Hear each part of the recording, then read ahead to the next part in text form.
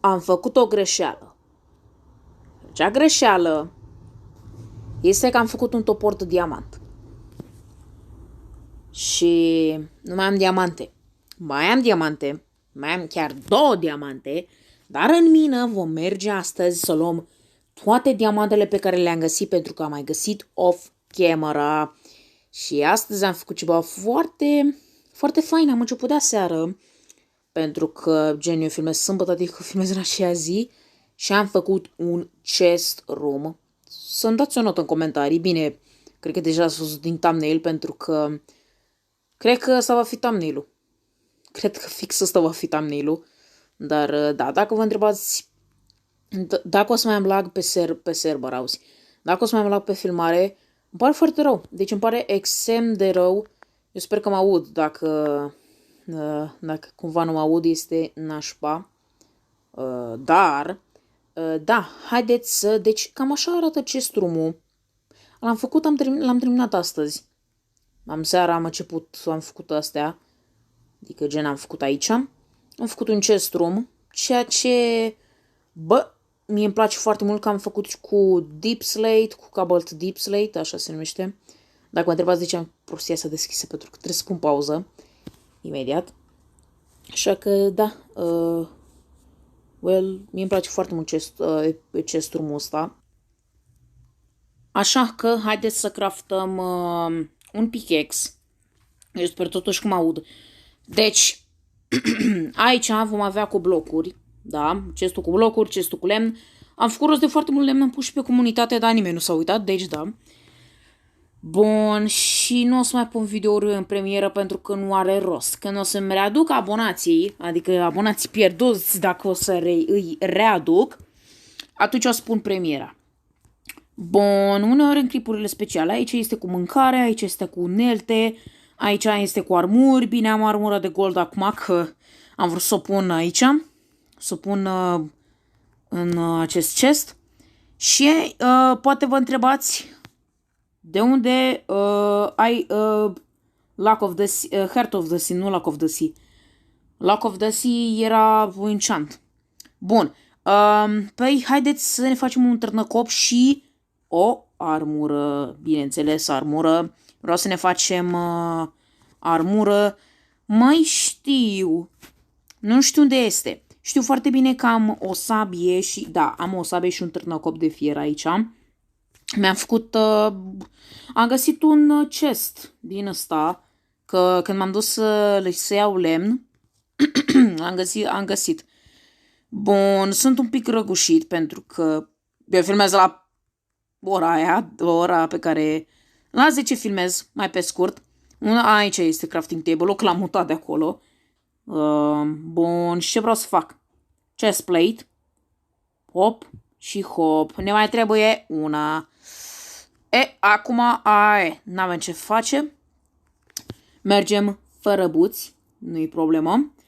Și haideți să mergem să luăm toate diamantele pe care le-am găsit eu. Și tocmai am aflat că videoclipurile mele se văd în 360p. I-am crezut că se văd în minim 300. Nu 300.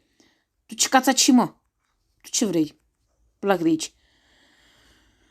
Wait a second, tușire.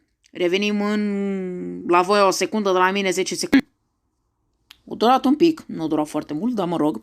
Haideți să mergem. Deci avem și o peșteră în partea asta. Fiți atenți, să vă arăt eu peștera. Avem o peșteră aici foarte mare. Ok, nu mai mergem în acestă pe aici. Ok, apare suspunat creeper creaturi. Și când am fost la săpat de deep slate, de cobalt deep slate, pentru că am zis că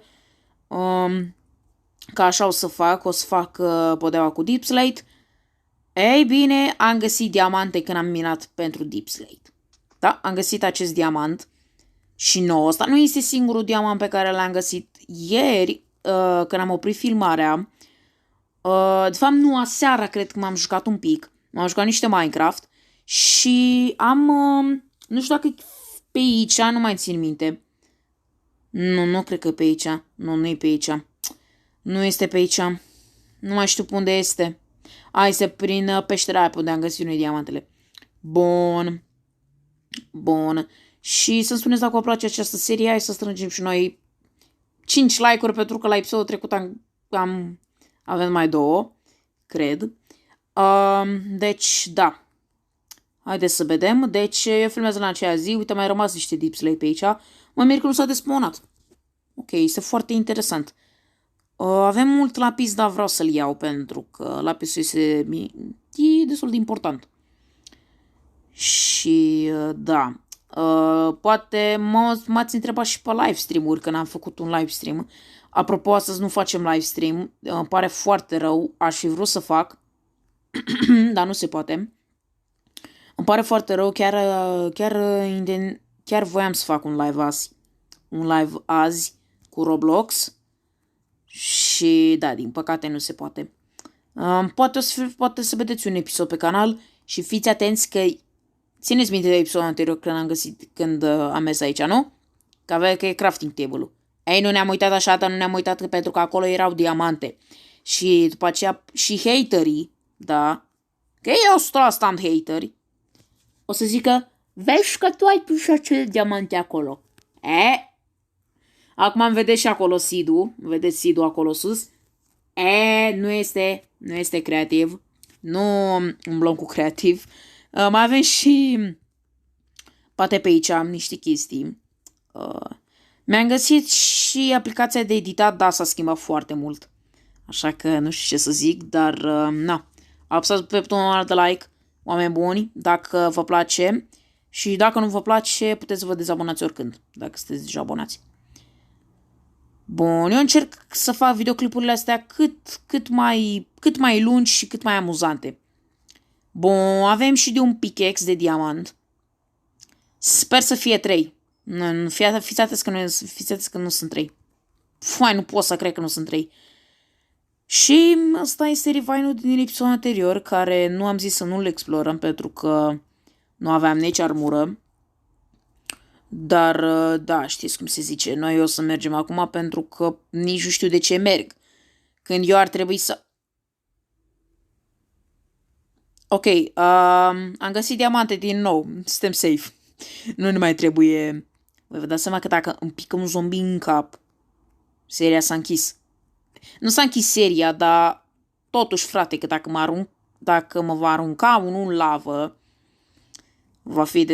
nu va fi bine. Bun.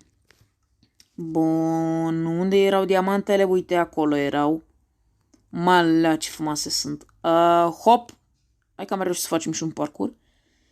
Bun. Deci avem și de enchanting table și cred că în episodul viitor vom merge în Nether. Deci vom merge în episodul viitor în Nether.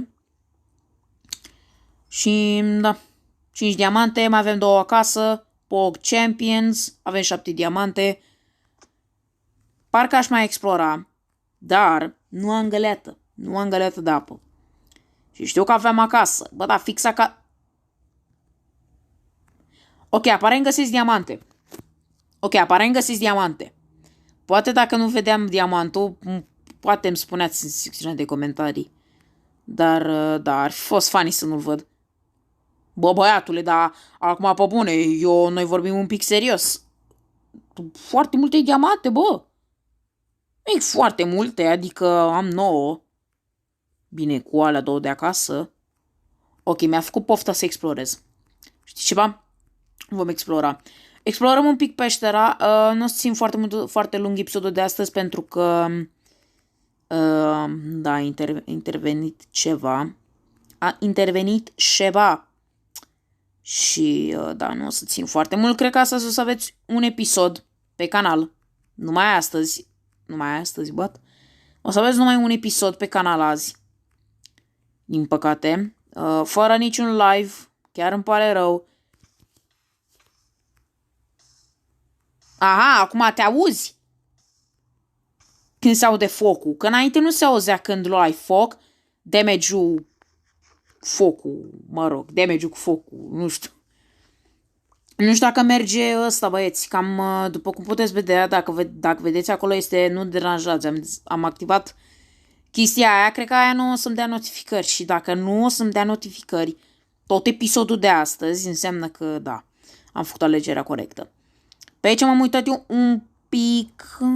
Uite-mă acolo diamante, lol! Și eu nu le-am văzut. Oricum nici măcar nu mă uitam după ele. Ok, știți ceva? Nea să mergem sus. Și, da, v-am spus, în episodul viitor vom merge în Nether.